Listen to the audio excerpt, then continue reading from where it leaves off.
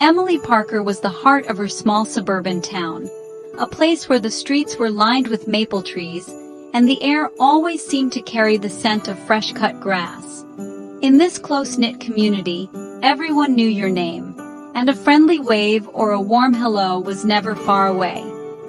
At 17, Emily's smile could light up a room, her laughter echoing through the halls of her high school and spilling out onto the sidewalks.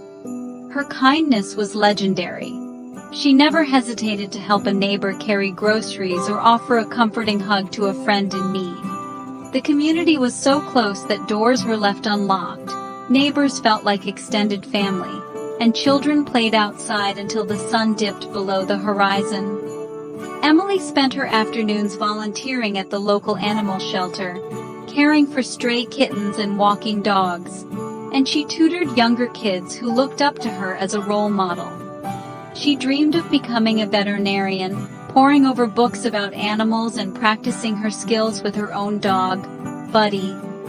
Her days were filled with simple joys, studying for exams, baking cookies with her mom in their cozy kitchen, and sharing stories over mugs of hot chocolate. She loved walking Buddy along the quiet sidewalks, waving to neighbors and stopping to chat with friends in the park. Her parents, Sarah and Tom, worked hard to build a world where Emily felt completely safe, surrounding her with love and support at every turn. The town's peace was woven into every routine, every friendly wave, every familiar face that passed by on the street. Emily was a fixture in the community, always present at local events, always trusted by those around her, her laughter a constant in the lives of her friends. No one imagined that danger could ever touch their lives here. The idea seemed as distant as a story from another world.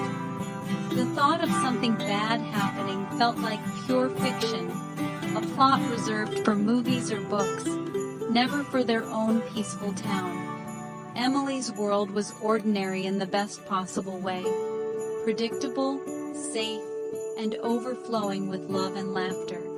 The sense of security was absolute, unbreakable, a shield that seemed to protect everyone within the town's borders.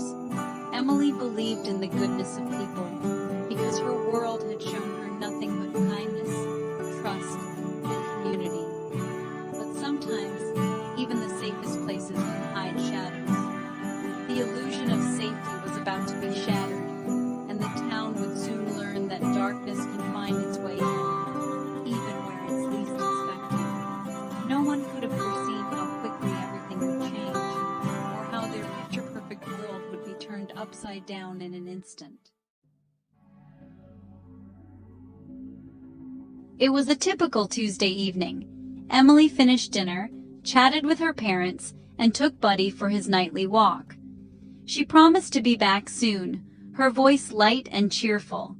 Her parents settled in for a movie, never doubting her safety. But as the clock crept past 9, worry set in. Emily was never late. Calls to her phone went unanswered, and her friends hadn't seen her. The house, once warm, felt suddenly cold and unfamiliar. Then Buddy returned alone, leash dragging, whining at the door. Panic replaced worry. At 9:45, they called the police. The calm voice on the line couldn't ease their terror. Police arrived, lights flashing, shattering the quiet street. The world they knew had gone silent. The question echoed, where was Emily? The night that began in comfort ended in fear. The safe routine was broken, replaced by dread. The search for Emily had begun. By morning, Emily's disappearance was everyone's nightmare. Her face was on every news channel, her smile now a symbol of fear. Neighbors gathered, desperate to help, printing flyers and forming search parties. Volunteers scoured parks and woods, calling her name until their voices failed. The unity was powerful, but hope faded as hours turned to days. No clues, no evidence. Emily had vanished. The town's familiar streets felt menacing. parents clung to their children. Doors were locked, trust eroded, and suspicion grew. Every stranger was scrutinized, every neighbor questioned. The search for Emily became a fight to reclaim lost safety. The community was united, but by fear and anxiety. The sense of security was gone. Police worked tirelessly, but the case felt hopeless. They interviewed everyone, scoured Emily's digital life, and found nothing unusual. No evidence, no witnesses, no crime scene, just a vanished girl. Buddy, the only witness, could offer no answers. Search teams and canine units found nothing. Tips led nowhere. Weeks passed, hope dimmed, and the investigation stalled. Emily's parents pleaded for help, their grief on display. The community's fear turned to sorrow as flyers faded in the rain. Detectives re-examined every theory, but nothing fit. The world moved on, but the Parkers were trapped in that night. The case file grew, but the truth remained hidden. Emily was gone, and no one knew why. Just as hope faded, a small detail surfaced. Detectives canvassed the neighborhood again, hoping for anything new. Most had nothing to add, until Mrs. Gable, 2 houses down, spoke up. She'd seen Mr. Johnson struggling with a tarp near his shed around 8:30. At first it seemed trivial. He was a quiet neighbor, his family longtime residents. But the timing and the tarp were odd. The detective listened, sensing something important. The Johnsons had already been interviewed, but this detail was new. Investigators reviewed their statements, searching for inconsistencies. They quietly began a background check on David Johnson and his son, Leo. The focus shifted from the unknown to the house next door. It was a fragile lead, but the only one they had. The investigation narrowed, zeroing in on the Johnsons. The smallest observation had become a crucial clue. The search for answers was about to break open. Investigators watched the Johnsons discreetly, noting a new tension in the air.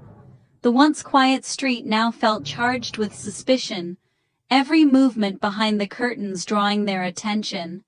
The Johnsons' routines had changed, shades drawn earlier, hushed conversations, and nervous glances exchanged at the mailbox. David Johnson was brought in for another interview, his story unchanged, but his nerves betrayed him. Sweat beaded on his brow and his hands trembled as he answered each question. Detectives noticed the subtle shifts in his demeanor, the way his eyes darted to the door, as if searching for escape. When asked about the shed and the tarp, his anxiety spiked. He hesitated, stumbling over his words, unable to mask the fear that flickered across his face. The detectives pressed further, sensing they were close to a breakthrough. Detectives secured a warrant to search the property, focusing on the shed and a patch of disturbed earth behind it.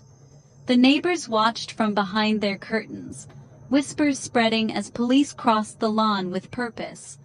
Ground-penetrating radar revealed an anomaly beneath the soil, a shadowy outline that didn't belong. The technology, usually reserved for the most serious cases, now illuminated a chilling secret just below the surface. The team held their breath as the image took shape, a form the size of a human body. The realization sent a ripple of unease through the group, each investigator silently acknowledging the gravity of what they'd found. The officers felt a chill. The truth was close. Every instinct told them they were on the verge of uncovering something that would change everything for the neighborhood. The search team prepared to dig, the air thick with dread and anticipation. Each shovel, each movement, was heavy with the weight of what they might find. The sun dipped lower, casting long shadows across the yard. The community's worst fears were about to be confirmed. Neighbors gathered in small groups, their faces etched with worry, As police tape cordoned off the scene, the sense of safety they once felt was slipping away.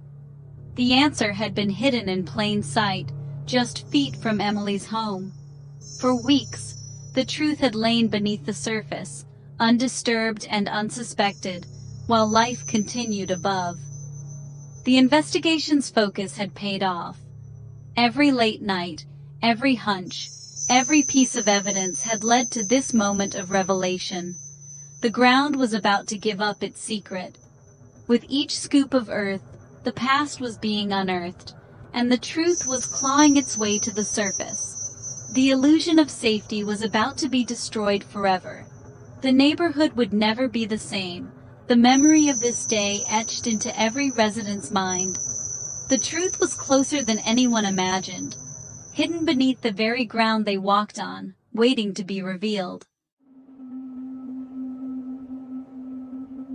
The excavation revealed the unthinkable. Emily, wrapped in the tarp Mrs. Gable had seen. The quiet street, once filled with laughter and the sounds of children playing, was now the center of a chilling discovery.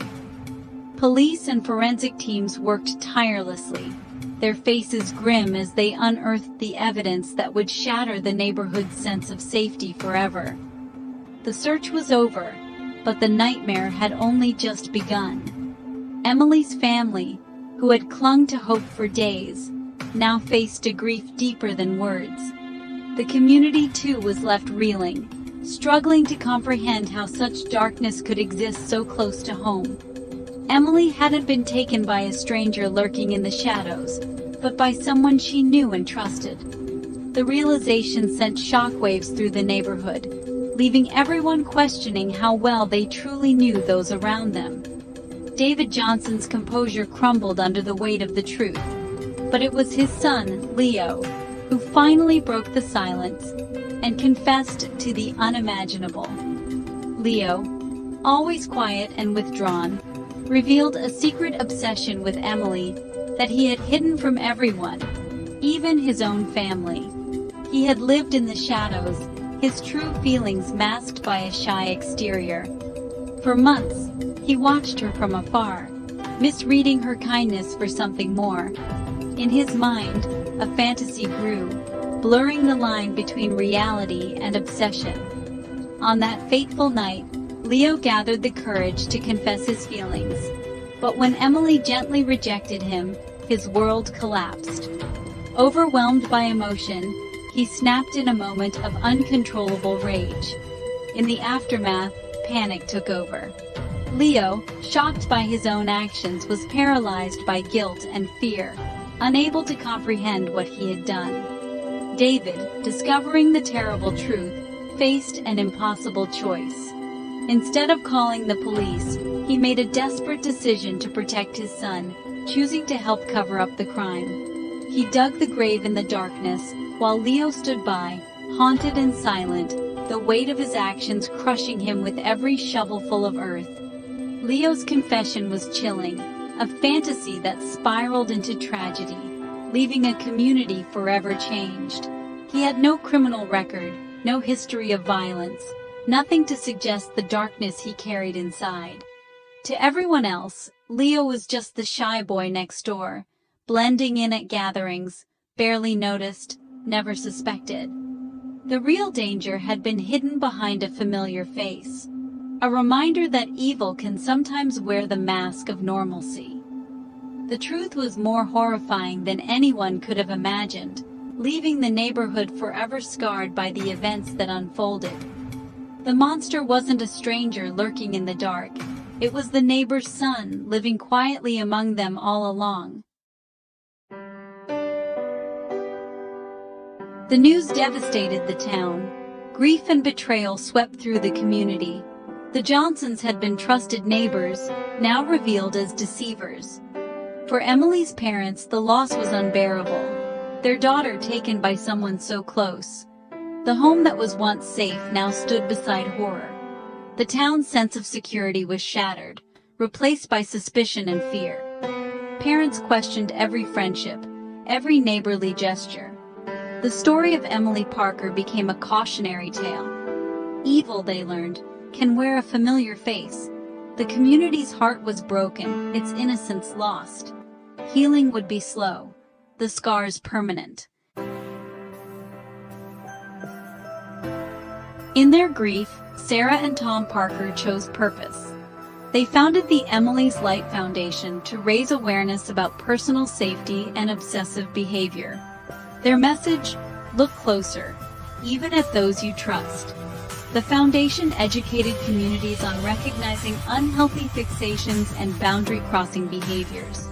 Workshops taught students and parents to trust instincts and speak up. The Parkers became advocates, sharing their story to foster awareness, not fear. They reminded others that danger isn't always a stranger. Emily's legacy became a call to build stronger, more observant communities. Her light, though extinguished, became a beacon for change. Through their efforts, the Parkers turned tragedy into hope for others.